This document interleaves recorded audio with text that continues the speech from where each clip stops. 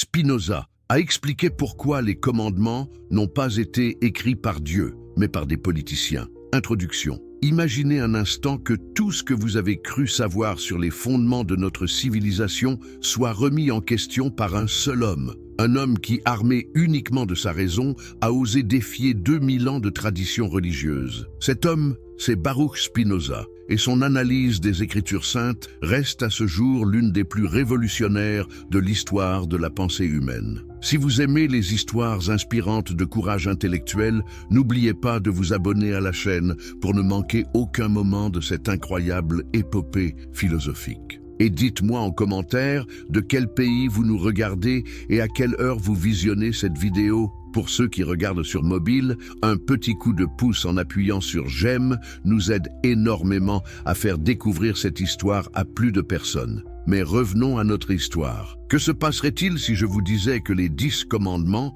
ces lois que des milliards de personnes considèrent comme la parole directe de Dieu, ont en réalité été conçus par des dirigeants politiques astucieux pour maintenir l'ordre social, que les prophètes n'étaient pas des messagers divins, mais des législateurs géniaux qui savaient comment manipuler les foules? C'est exactement ce que Spinoza a démontré au XVIIe siècle dans son Traité théologico-politique, une œuvre si dangereuse qu'elle fut immédiatement interdite dans toute l'Europe. Mais pourquoi ces idées étaient-elles si menaçantes? Qu'avait-il découvert de si explosif dans les textes sacrés? Le philosophe hérétique, Amsterdam, 1632. Dans le quartier juif de Vloyenburg, naît Bento de Spinoza, futur Baruch Spinoza, dans une famille de marchands séfarades. Mais savez-vous pourquoi ses parents avaient fui l'Espagne et le Portugal? L'Inquisition espagnole avait forcé des milliers de juifs à se convertir au christianisme ou à s'exiler. Ces nouveaux chrétiens, ou maranes, vivaient dans la terreur constante d'être dénoncés pour avoir maintenu secrètement leurs pratiques juives. La famille Spinoza fait partie de ces réfugiés qui trouvent sanctuaire aux Pays-Bas, cette république naissante qui devient progressivement le refuge de tous les persécutés religieux d'Europe. Mais imaginez l'ironie. Ces mêmes réfugiés, victimes de l'intolérance religieuse, vont reproduire les mêmes mécanismes d'exclusion envers celui qui deviendra leur plus grand penseur. Dès son plus jeune âge, Spinoza montre des aptitudes exceptionnelles pour l'étude. Il maîtrise parfaitement l'hébreu, le latin, l'espagnol, le portugais et le néerlandais. Dans l'école talmudique Etz Haïm, il étudie non seulement les textes sacrés juifs, mais aussi les œuvres de Maïmonide, d'Averroès et d'autres philosophes qui tentaient déjà de concilier raison et révélation. Mais une question commence à le tarauder. Pourquoi tant d'incohérences dans les textes que l'on présente comme parfaits et d'origine divine? Pourquoi les récits bibliques se contredisent-ils d'un livre à l'autre? Pourquoi certains miracles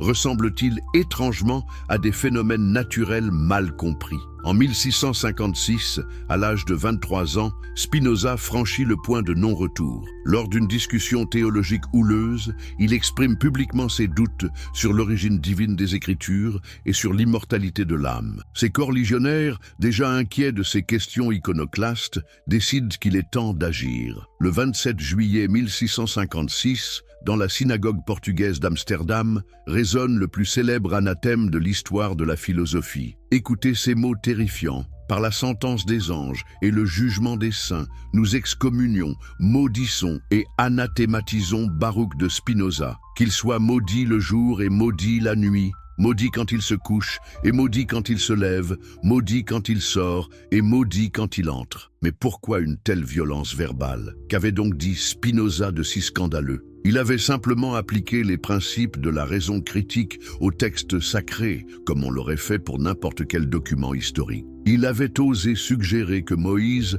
n'avait pas pu écrire sa propre mort, que les livres attribués aux prophètes portaient les marques de multiples rédacteurs et que les miracles pouvaient s'expliquer par des causes naturelles. Cette excommunication fait de Spinoza le premier homme de l'histoire moderne à être totalement libre de toute attache religieuse. Ni juif, ni chrétien, ni musulman. Il devient ce qu'il appellera lui-même un homme libre. Mais cette liberté a un prix, l'isolement, la pauvreté et la menace constante de persécution. Comment un jeune homme de 23 ans trouve-t-il la force de tenir tête à toute sa communauté? Comment passe-t-il de l'exclusion sociale à la création de l'une des philosophies les plus révolutionnaires de l'histoire? C'est là que commence véritablement l'aventure intellectuelle de Spinoza. Contraint de quitter Amsterdam, il s'installe d'abord à Rijnsburg, puis à Voorburg et finalement à La Haye. Pour survivre, il apprend l'art de polir les lentilles optiques, un métier qui lui permet une certaine indépendance financière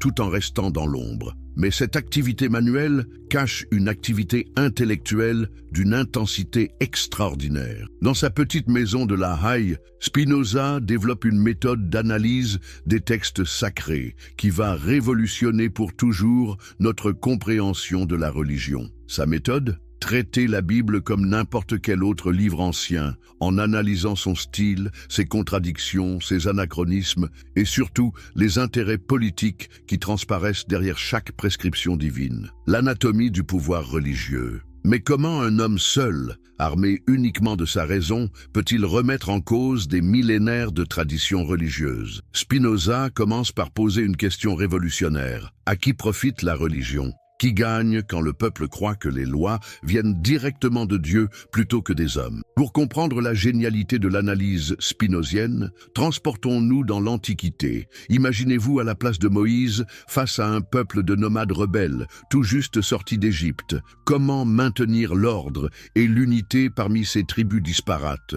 Comment faire accepter des lois strictes à des gens habitués à la liberté du désert? Spinoza découvre que Moïse avait résolu ce problème avec une astuce psychologique d'une efficacité redoutable, attribuer l'origine des lois à Dieu lui-même. Mais pourquoi cette stratégie est-elle si puissante? Parce qu'elle transforme la désobéissance civile en sacrilège. Qui oserait défier directement la volonté divine? Analysons ensemble le premier commandement. Tu n'auras pas d'autre Dieu devant ma face. À première vue, il s'agit d'une prescription religieuse, mais Spinoza y voit autre chose, un monopole théologique. En interdisant le culte d'autres divinités, ce commandement centralise tout le pouvoir religieux entre les mains d'une seule caste sacerdotale. N'est-ce pas exactement ce que ferait un dirigeant politique avisé? Observez maintenant le deuxième commandement. Tu ne feras point d'image taillée. Encore une fois, apparemment religieux. Mais réfléchissez, qui contrôle l'interprétation d'un Dieu invisible? Les prêtres, bien sûr. En rendant Dieu invisible et irreprésentable, ce commandement garantit que seuls les intermédiaires officiels peuvent prétendre connaître sa volonté. Spinoza pousse l'analyse plus loin. Il remarque que tous les peuples de l'Antiquité avaient leur code de loi, le code d'Hammurabi à Babylone, les lois de Solon à Athènes, les 12 tables à Rome. Mais pourquoi seuls les Hébreux ont-ils attribué leurs lois directement à leur divinité? Parce qu'ils étaient un peuple nomade, sans territoire fixe, sans institution stable. Pour maintenir leur cohésion, ils avaient besoin d'une autorité transcendante que personne ne pourrait contester. Mais comment expliquer alors les miracles qui accompagnent la remise des commandements? Le mont Sinaï qui tremble, les éclairs, la voix tonnante de Dieu. Spinoza applique ici son rationalisme implacable. Tous ces phénomènes peuvent s'expliquer par des causes naturelles. Orages violents, tremblements de terre, éruptions volcaniques. Ce qui compte, ce n'est pas la réalité du miracle, mais l'interprétation qu'en donnent les dirigeants. Imaginez la scène. Moïse redescend du mont Sinaï avec ses tables de pierre, au moment précis où un violent orage éclate. Quelle opportunité extraordinaire! Le peuple, terrorisé par le spectacle naturel, est prêt à accepter n'importe quelle explication surnaturelle. Et Moïse, fin psychologue, saisit l'occasion pour présenter ses lois comme la volonté directe de Yahvé. Cette manipulation des phénomènes naturels n'est pas propre aux Hébreux, observe Spinoza. Tous les peuples antiques ont utilisé les mêmes techniques. Les Romains consultaient les entrailles des animaux, les Grecs interprétaient le vol des oiseaux, les Égyptiens scrutaient les crues du Nil. Dans chaque cas, une caste de spécialistes prétendait détenir le monopole de l'interprétation divine. Mais pourquoi cette stratégie fonctionne-t-elle si bien? Spinoza identifie 3 mécanismes psychologiques fondamentaux. D'abord, la peur de l'inconnu pousse les hommes à chercher des explications rassurantes, même irrationnelles. Ensuite, l'espoir d'une récompense future rend acceptables les sacrifices présents. Enfin, le besoin d'appartenance sociale fait accepter les croyances du groupe, même les plus absurdes. Ces mécanismes ne vous rappellent-ils rien? Ne les retrouvons-nous pas dans tous les systèmes totalitaires de l'histoire? Hitler ne prétendait-il pas incarner la volonté du peuple allemand? Staline ne se présentait-il pas comme l'interprète infaillible de l'histoire? Tous les tyrans ont compris l'efficacité de la stratégie découverte par Moïse, faire croire que leur pouvoir vient d'ailleurs, d'une source transcendante et incontestable. Les commandements sous le microscope. Maintenant que nous comprenons la stratégie générale, plongeons dans l'analyse détaillée des 10 commandements. Spinoza va nous révéler comment chacun d'eux sert un objectif politique précis, déguisé sous des apparences religieuses. Commençons par une observation troublante que fait Spinoza. Pourquoi existe-t-il 2 versions différentes des 10 commandements dans la Bible? La version de l'Exode et celle du Deutéronome présentent des variations significatives. Si ces lois venaient vraiment de Dieu, ne devraient-elles pas être identiques?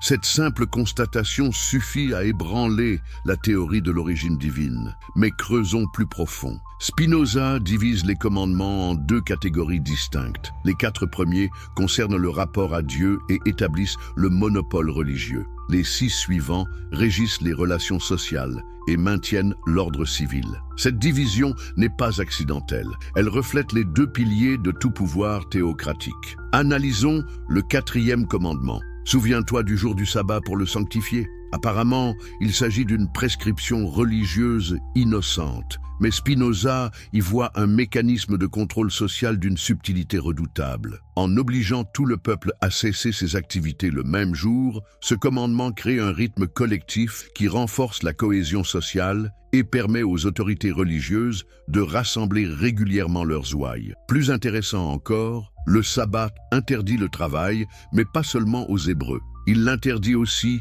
à ton serviteur, à ta servante, à ton bétail et à l'étranger qui est dans tes portes. N'y a-t-il pas là une dimension économique évidente? En synchronisant les périodes de repos de toute la population, ce commandement évite la concurrence déloyale et protège les intérêts des employeurs hébreux. Passons au 5e commandement. Honore ton père et ta mère. Spinoza y reconnaît la base de toute société hiérarchique. En sacralisant l'autorité parentale, ce commandement légitime par extension toute forme d'autorité, celle des anciens, des prêtres et finalement du dirigeant suprême. Qui oserait contester l'autorité de Moïse après avoir appris à vénérer celle de ses parents? Le 6e commandement, tu ne tueras point, semble universel et intemporel.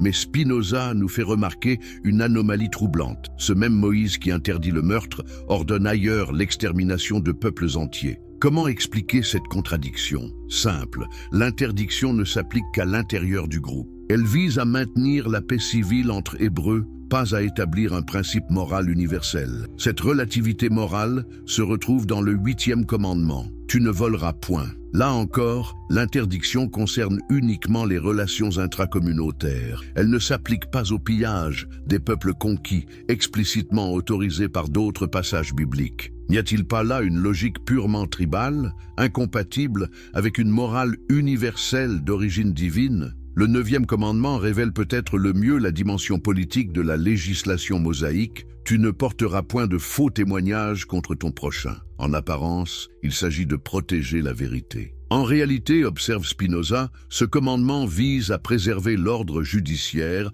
nécessaire à toute société organisée. Sans confiance dans les témoignages, aucun système de justice ne peut fonctionner. Mais le plus révélateur reste le 10e commandement. Tu ne convoiteras point. Comment peut-on légiférer sur les désirs intérieurs? Comment contrôler les pensées secrètes? Spinoza y voit la marque du génie politique de Moïse. En prétendant réguler jusqu'aux sentiments les plus intimes, ce commandement étend le contrôle social au-delà de toute limite physique. Il crée ce que nous appellerions aujourd'hui un contrôle mental total. Cette analyse révèle une vérité dérangeante. Les 10 commandements ne constituent pas un code moral universel, mais un programme politique spécifique, adapté aux besoins d'un peuple nomade, du bronze moyen. Leur génie réside dans leur capacité à faire passer des nécessités politiques temporaires pour des vérités éternelles d'origine divine. Mais alors, que reste-t-il de la dimension spirituelle? Spinoza ne nie pas l'aspiration religieuse de l'humanité.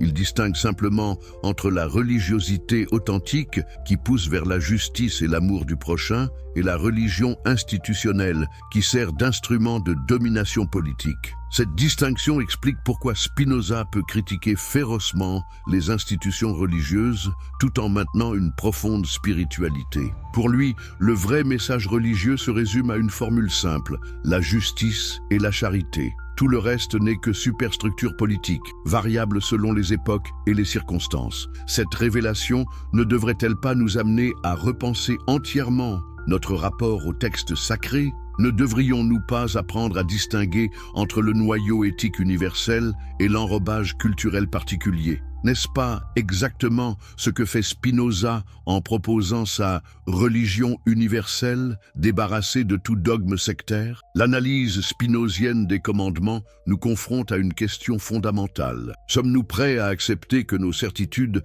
les plus profondes puissent avoir des origines parfaitement humaines et politiques? Avons-nous le courage de regarder en face la dimension pragmatique de nos croyances les plus sacrées? Spinoza a expliqué pourquoi les commandements n'ont pas été écrits par Dieu, mais par des politiciens. Introduction. Imaginez un instant que tout ce que vous avez cru savoir sur les fondements de notre civilisation soit remis en question par un seul homme. Un homme qui, armé uniquement de sa raison, a osé défier 2000 ans de tradition religieuse. Cet homme, c'est Baruch Spinoza. Et son analyse des Écritures saintes reste à ce jour l'une des plus révolutionnaires de l'histoire de la pensée humaine. Si vous aimez les histoires inspirantes de courage intellectuel, n'oubliez pas de vous abonner à la chaîne pour ne manquer aucun moment de cette incroyable épopée philosophique. Et dites-moi en commentaire de quel pays vous nous regardez et à quelle heure vous visionnez cette vidéo. Pour ceux qui regardent sur mobile,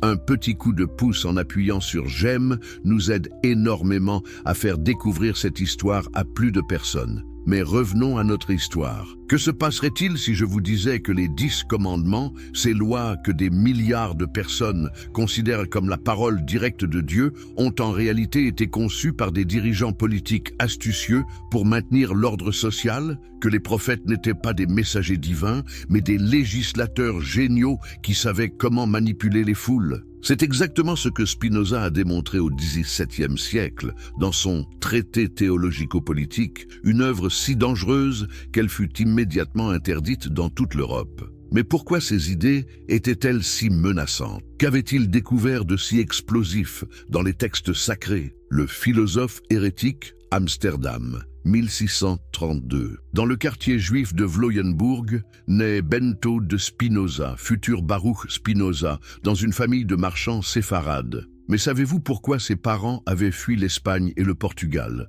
L'Inquisition espagnole avait forcé des milliers de juifs à se convertir au christianisme ou à s'exiler. Ces nouveaux chrétiens, ou maranes, vivaient dans la terreur constante d'être dénoncés pour avoir maintenu secrètement leurs pratiques juives. La famille Spinoza fait partie de ces réfugiés qui trouvent sanctuaire aux Pays-Bas, cette république naissante qui devient progressivement le refuge de tous les persécutés religieux d'Europe. Mais imaginez l'ironie. Ces mêmes réfugiés, victimes de l'intolérance religieuse, vont reproduire les mêmes mécanismes d'exclusion envers celui qui deviendra leur plus grand penseur. Dès son plus jeune âge, Spinoza montre des aptitudes exceptionnelles pour l'étude. Il maîtrise parfaitement l'hébreu, le latin, l'espagnol, le portugais et le néerlandais. Dans l'école talmudique Etz Haïm, il étudie non seulement les textes sacrés juifs, mais aussi les œuvres de Maïmonide, d'Averroès et d'autres philosophes qui tentaient déjà de concilier raison et révélation. Mais une question commence à le tarauder.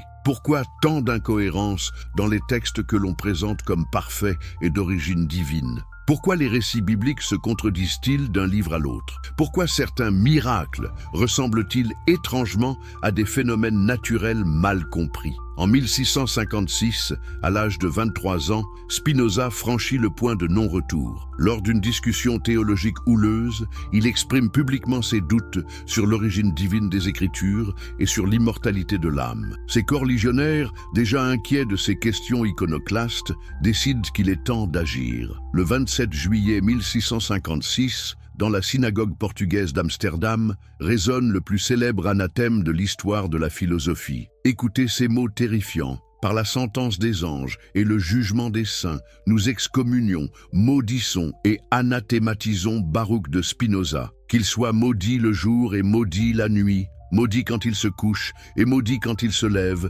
maudit quand il sort et maudit quand il entre. Mais pourquoi une telle violence verbale? Qu'avait donc dit Spinoza de si scandaleux? Il avait simplement appliqué les principes de la raison critique au texte sacré, comme on l'aurait fait pour n'importe quel document historique. Il avait osé suggérer que Moïse n'avait pas pu écrire sa propre mort, que les livres attribués aux prophètes portaient les marques de multiples rédacteurs et que les miracles pouvaient s'expliquer par des causes naturelles. Cette excommunication fait de Spinoza le premier homme de l'histoire moderne à être totalement libre de toute attache religieuse. Ni juif, ni chrétien, ni musulman. Il devient ce qu'il appellera lui-même un homme libre. Mais cette liberté a un prix, l'isolement, la pauvreté et la menace constante de persécution. Comment un jeune homme de 23 ans trouve-t-il la force de tenir tête à toute sa communauté? Comment passe-t-il de l'exclusion sociale à la création de l'une des philosophies les plus révolutionnaires de l'histoire? C'est là que commence véritablement l'aventure intellectuelle de Spinoza. Contraint de quitter Amsterdam, il s'installe d'abord à Rijnsburg, puis à Voorburg et finalement à La Haye. Pour survivre, il apprend l'art de polir les lentilles optiques, un métier qui lui permet une certaine indépendance financière tout en restant dans l'ombre. Mais cette activité manuelle cache une activité intellectuelle d'une intensité extraordinaire. Dans sa petite maison de La Haye, Spinoza développe une méthode d'analyse des textes sacrés qui va révolutionner pour toujours notre compréhension de la religion. Sa méthode? Traiter la Bible comme n'importe quel autre livre ancien, en analysant son style, ses contradictions, ses anachronismes et surtout les intérêts politiques qui transparaissent derrière chaque prescription divine. L'anatomie du pouvoir religieux. Mais comment un homme seul, armé uniquement de sa raison, peut-il remettre en cause des millénaires de traditions religieuses? Spinoza commence par poser une question révolutionnaire. À qui profite la religion? Qui gagne quand le peuple croit que les lois viennent directement de Dieu plutôt que des hommes? Pour comprendre la génialité de l'analyse spinozienne, transportons-nous dans l'Antiquité. Imaginez-vous à la place de Moïse face à un peuple de nomades rebelles, tout juste sortis d'Égypte. Comment maintenir l'ordre et l'unité parmi ces tribus disparates? Comment faire accepter des lois strictes à des gens habitués à la liberté du désert? Spinoza découvre que Moïse avait résolu ce problème avec une astuce psychologique d'une efficacité redoutable, attribuer l'origine des lois à Dieu lui-même. Mais pourquoi cette stratégie est-elle si puissante? Parce qu'elle transforme la désobéissance civile en sacrilège. Qui oserait défier directement la volonté divine? Analysons ensemble le premier commandement. Tu n'auras pas d'autre Dieu devant ma face. À première vue, il s'agit d'une prescription religieuse, mais Spinoza y voit autre chose, un monopole théologique.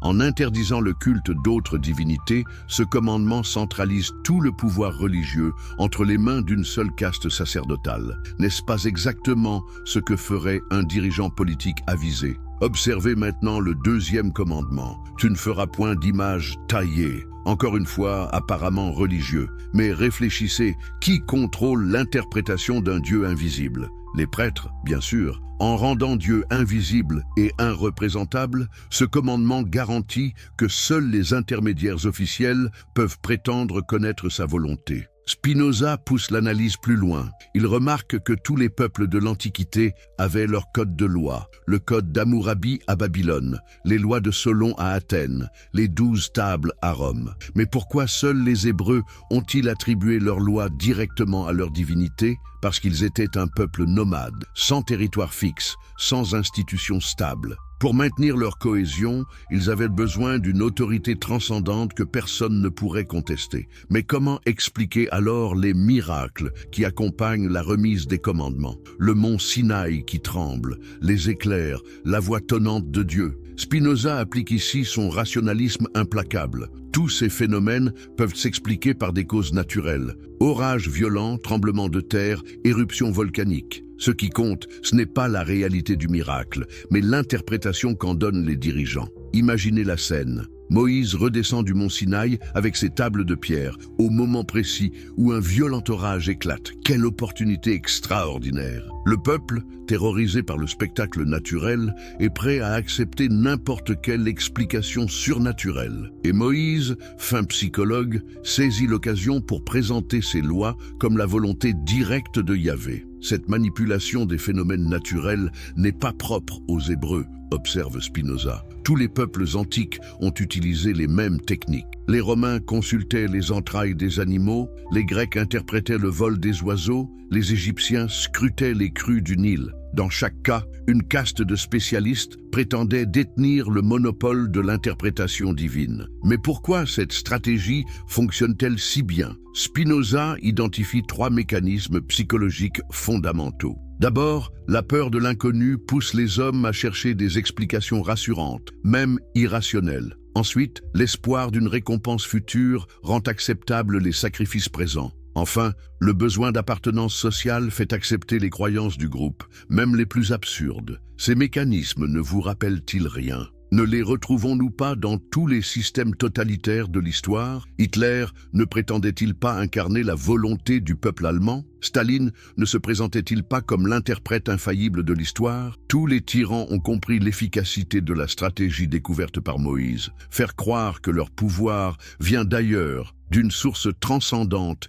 et incontestable. Les commandements sous le microscope. Maintenant que nous comprenons la stratégie générale, plongeons dans l'analyse détaillée des 10 commandements. Spinoza va nous révéler comment chacun d'eux sert un objectif politique précis, déguisé sous des apparences religieuses. Commençons par une observation troublante que fait Spinoza. Pourquoi existe-t-il 2 versions différentes des 10 commandements dans la Bible? La version de l'Exode et celle du Deutéronome présentent des variations significatives. Si ces lois venaient vraiment de Dieu, ne devraient-elles pas être identiques? Cette simple constatation suffit à ébranler la théorie de l'origine divine. Mais creusons plus profond. Spinoza divise les commandements en 2 catégories distinctes. Les 4 premiers concernent le rapport à Dieu et établissent le monopole religieux. Les 6 suivants régissent les relations sociales et maintiennent l'ordre civil. Cette division n'est pas accidentelle. Elle reflète les 2 piliers de tout pouvoir théocratique. Analysons le 4e commandement. Souviens-toi du jour du sabbat pour le sanctifier. Apparemment, il s'agit d'une prescription religieuse innocente, mais Spinoza y voit un mécanisme de contrôle social d'une subtilité redoutable. En obligeant tout le peuple à cesser ses activités le même jour, ce commandement crée un rythme collectif qui renforce la cohésion sociale et permet aux autorités religieuses de rassembler régulièrement leurs ouailles. Plus intéressant encore, le sabbat interdit le travail, mais pas seulement aux Hébreux. Il l'interdit aussi à ton serviteur, à ta servante, à ton bétail et à l'étranger qui est dans tes portes. N'y a-t-il pas là une dimension économique évidente? En synchronisant les périodes de repos de toute la population, ce commandement évite la concurrence déloyale et protège les intérêts des employeurs hébreux. Passons au 5e commandement. Honore ton père et ta mère. Spinoza y reconnaît la base de toute société hiérarchique. En sacralisant l'autorité parentale,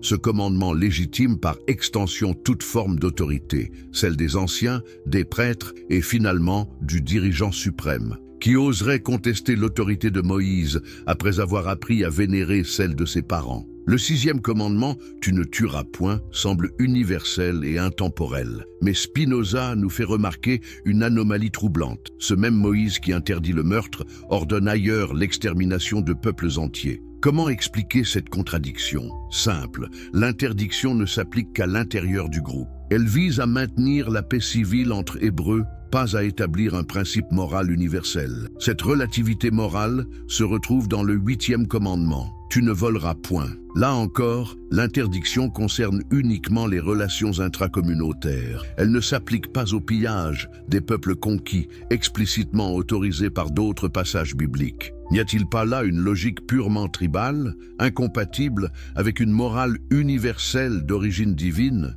Le 9e commandement révèle peut-être le mieux la dimension politique de la législation mosaïque. Tu ne porteras point de faux témoignages contre ton prochain. En apparence, il s'agit de protéger la vérité. En réalité, observe Spinoza, ce commandement vise à préserver l'ordre judiciaire nécessaire à toute société organisée. Sans confiance dans les témoignages, aucun système de justice ne peut fonctionner. Mais le plus révélateur reste le 10e commandement. Tu ne convoiteras point. Comment peut-on légiférer sur les désirs intérieurs? Comment contrôler les pensées secrètes? Spinoza y voit la marque du génie politique de Moïse. En prétendant réguler jusqu'aux sentiments les plus intimes, ce commandement étend le contrôle social au-delà de toute limite physique. Il crée ce que nous appellerions aujourd'hui un contrôle mental total. Cette analyse révèle une vérité dérangeante. Les 10 commandements ne constitue pas un code moral universel, mais un programme politique spécifique, adapté aux besoins d'un peuple nomade,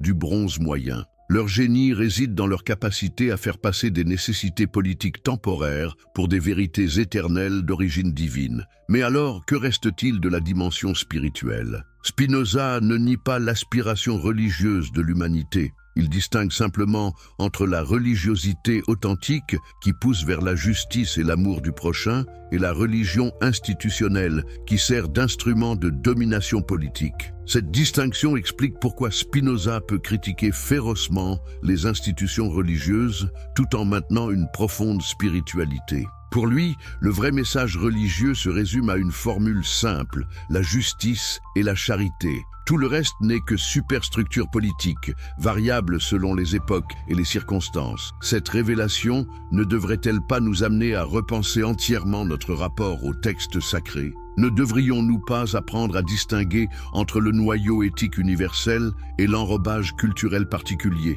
N'est-ce pas exactement ce que fait Spinoza en proposant sa religion universelle, débarrassée de tout dogme sectaire? L'analyse spinozienne des commandements nous confronte à une question fondamentale. Sommes-nous prêts à accepter que nos certitudes les plus profondes puissent avoir des origines parfaitement humaines et politiques? Avons-nous le courage de regarder en face la dimension pragmatique de nos croyances les plus sacrées? L'héritage révolutionnaire. Mais que se passe-t-il quand un homme ose briser les chaînes de la pensée traditionnelle? Que devient son message quand il traverse les siècles pour atteindre notre époque? L'histoire de l'influence de Spinoza est aussi fascinante que sa philosophie elle-même, car elle révèle comment une idée révolutionnaire peut transformer progressivement la conscience humaine. Si vous appréciez ces récits de courage intellectuel qui ont façonné notre monde, n'hésitez pas à vous abonner à la chaîne pour ne rater aucun de ces moments extraordinaires de l'histoire de la pensée.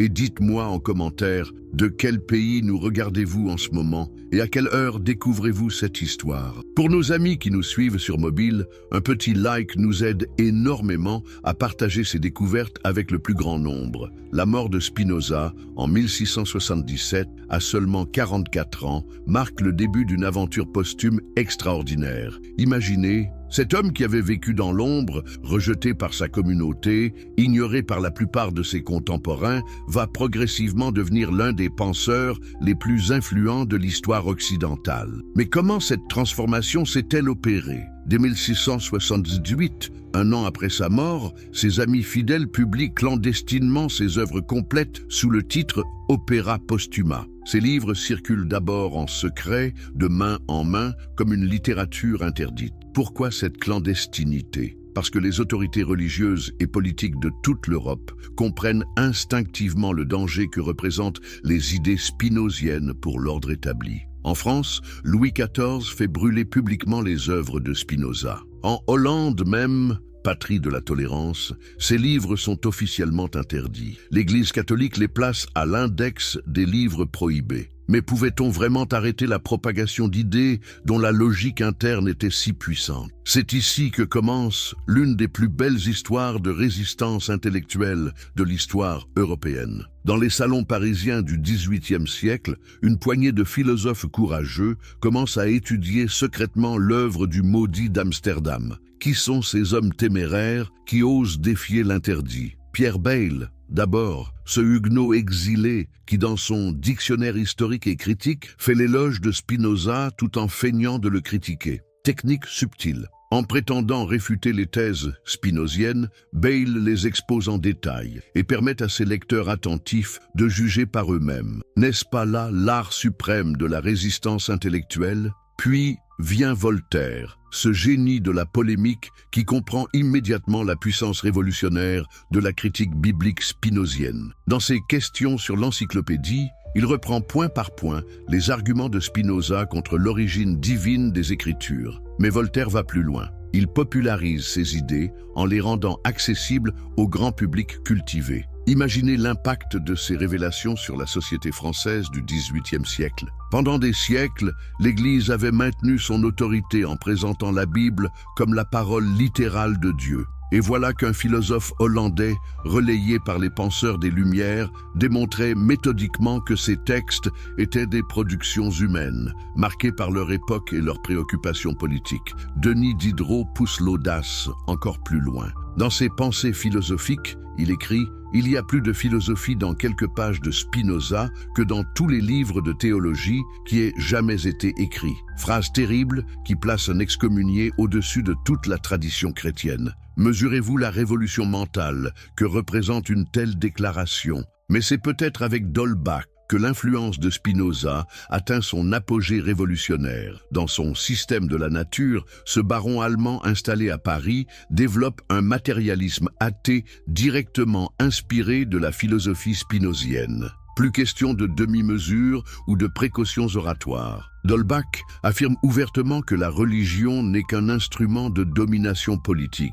Cette radicalisation des idées spinoziennes inquiète même certains philosophes des Lumières. Rousseau lui-même, pourtant critique envers les religions établies, prend ses distances avec ce qu'il appelle l'athéisme systématique des spinozistes. N'y a-t-il pas là un paradoxe fascinant? Le penseur de la liberté politique effrayé par les conséquences de la liberté religieuse. Pendant ce temps, en Allemagne, se produit un phénomène encore plus extraordinaire. Gotthold Ephraim Lessing, ce dramaturge et critique littéraire, découvre dans les papiers de son ami Hermann Samuel Reimarus des fragments d'une critique biblique d'une audace inouïe. Ces fragments d'un anonyme reprennent et développent toutes les thèses de Spinoza sur l'origine humaine des Écritures. La publication de ces fragments déclenche ce qu'on appellera la querelle des fragments, Fragmentenstreit, la plus importante controverse théologique de l'Allemagne du XVIIIe siècle. Imaginez, pendant des mois, pasteurs, professeurs d'université, philosophes et hommes de lettres s'affrontent publiquement sur la question de l'historicité des récits bibliques. Pour la première fois dans l'histoire chrétienne, la critique biblique sort des cercles érudits pour devenir un débat public. Cette controverse allemande révèle quelque chose de fascinant. Les idées de Spinoza avaient non seulement survécu à l'interdit, mais elles s'étaient développées, enrichies, radicalisées. Elles étaient devenues un mouvement intellectuel autonome, capable de se propager même sans référence explicite à leur inventeur. Johann Wolfgang von Goethe, le plus grand écrivain allemand, ne s'y trompe pas. Dans ses conversations avec Eckermann, il confie « Spinoza a été pour moi comme une religion. Son éthique m'a donné une paix merveilleuse. N'est-il pas paradoxal que celui qui avait détruit la religion traditionnelle devienne lui-même objet de vénération quasi-religieuse ?» Cette influence de Spinoza sur le romantisme allemand mérite qu'on s'y arrête. Friedrich Schleiermacher, le grand théologien protestant, développe une herméneutique biblique directement inspirée des méthodes spinozistes. Pour Schleiermacher, comprendre un texte religieux implique de reconstituer l'univers mental de son auteur, ses préoccupations, son époque, ses limites. Révolution méthodologique qui transforme radicalement l'exégèse chrétienne. Mais c'est avec Georg Wilhelm Friedrich Hegel que l'influence de Spinoza atteint peut-être son sommet philosophique. Dans sa phénoménologie de l'esprit, Hegel écrit cette phrase saisissante. « Être spinoziste est le commencement essentiel de toute philosophie. » Quelle reconnaissance extraordinaire pour celui qui était mort dans l'opprobre général. Hegel comprend que Spinoza a opéré une révolution conceptuelle irréversible. Il a montré que la réalité pouvait s'expliquer entièrement par elle-même, sans recours à une transcendance extérieure. Cette découverte ouvre la voie à toute la philosophie moderne, de Kant à Marx, de Schopenhauer à Nietzsche. Parlons justement de Karl Marx. Dans sa critique de la religion, l'auteur du Capital reprend presque mot pour mot les analyses spinoziennes sur la fonction politique des croyances religieuses. Cette célèbre formule, « La religion est l'opium du peuple », n'est-elle pas un écho direct des démonstrations de Spinoza sur la manipulation des masses par les dirigeants théocratiques? Mais l'influence de Spinoza ne se limite pas au domaine philosophique. Elle transforme progressivement toute l'approche scientifique des textes religieux. En 1835, David Friedrich Strauss publie sa Vie de Jésus, œuvre qui applique systématiquement la méthode critique spinoziste aux évangiles. Scandale énorme. Strauss démontre que la plupart des récits évangéliques relèvent du mythe plutôt que de l'histoire. Cette démythologisation du christianisme, comme l'appellera plus tard Rudolf Bultmann, provoque des remous dans toute l'Europe chrétienne. En France, Ernest Renan s'inspire directement de Strauss pour écrire sa propre Vie de Jésus, qui présente le Christ comme un simple prédicateur moral, dépouillé de tout caractère surnaturel. Best-seller international qui popularise définitivement la critique biblique auprès du grand public. Mesurez-vous le chemin parcouru? En moins de 2 siècles, les idées de Spinoza ont réussi à transformer radicalement la conscience européenne. Ce qui était impensable au XVIIe siècle, critiquer scientifiquement les textes sacrés, devient au XIXe siècle une discipline universitaire respectée. Cette institutionnalisation de la critique biblique ne s'est pas faite sans résistance. L'Église catholique maintient jusqu'au Concile Vatican II, 1962-1965, une position fondamentaliste sur l'inspiration littérale des Écritures. Mais même à Rome, les idées spinoziennes finissent par s'imposer. La Constitution conciliaire, Dei Verbum, reconnaît officiellement que les textes bibliques portent la marque de leur époque et de leurs auteurs humains. Ironie de l'histoire. L'Église qui avait condamné Spinoza finit par adopter ses méthodes. Aujourd'hui, dans tous les séminaires catholiques du monde, on enseigne l'exégèse historico-critique, cette discipline née des intuitions du philosophe d'Amsterdam. N'y a-t-il pas là une victoire posthume extraordinaire ? Mais l'influence de Spinoza dépasse largement le domaine religieux. Sa conception de la liberté politique, développée dans le traité théologico-politique, inspire directement les révolutionnaires américains et français. Thomas Jefferson possède dans sa bibliothèque personnelle plusieurs éditions des œuvres de Spinoza. Coïncidence? Quand Jefferson rédige la Déclaration d'indépendance, il y inscrit cette idée révolutionnaire. Les gouvernements tirent leur légitimité du consentement des gouvernés, non d'une autorité divine. Cette sécularisation du pouvoir politique, théorisée par Spinoza, devient progressivement la norme dans toutes les démocraties modernes. La séparation de l'Église et de l'État, principe fondamental de nos sociétés laïques, trouve ses racines philosophiques dans la critique spinoziste de la théocratie mosaïque. Aujourd'hui encore, dans nos universités, les historiens étudient les textes antiques selon des méthodes directement héritées de Spinoza. Que font-ils d'autre que d'appliquer son principe fondamental? L'écriture doit être expliquée par l'écriture elle-même. Quand un historien analyse les contradictions internes d'un document, quand il cherche à identifier ses sources, quand il reconstitue le contexte de sa rédaction, il utilise des outils méthodologiques forgés par le philosophe d'Amsterdam. Cette révolution méthodologique a des conséquences qui dépassent largement l'étude des textes religieux. Toute l'historiographie moderne, toute la philologie, toute l'anthropologie culturelle sont marquées par l'esprit critique inauguré par Spinoza. N'est-ce pas lui qui nous a appris à regarder nos propres certitudes avec la distance de l'observateur scientifique? Mais peut-être l'héritage le plus précieux de Spinoza réside-t-il dans sa conception de la tolérance. Lui qui avait payé si cher le prix de sa liberté de penser, il développe dans ses œuvres une théorie de la liberté d'expression d'une modernité saisissante. Pour Spinoza, une société ne peut être stable que si elle garantit à chacun le droit de penser et de s'exprimer librement, même contre les opinions dominantes. Cette leçon résonne étrangement dans notre époque de cancel culture et de polarisation idéologique. N'avons-nous pas parfois tendance à reproduire les mécanismes d'exclusion que Spinoza avait subis? Ne devrions-nous pas nous souvenir de cet homme qui préféra l'exil à la soumission intellectuelle? Conclusion, l'éternelle actualité d'un rebelle. Nous voici arrivés au terme de cette extraordinaire épopée intellectuelle. Mais avant de nous séparer, posons-nous cette question essentielle. Qu'est-ce que l'histoire de Spinoza nous enseigne sur notre propre époque ?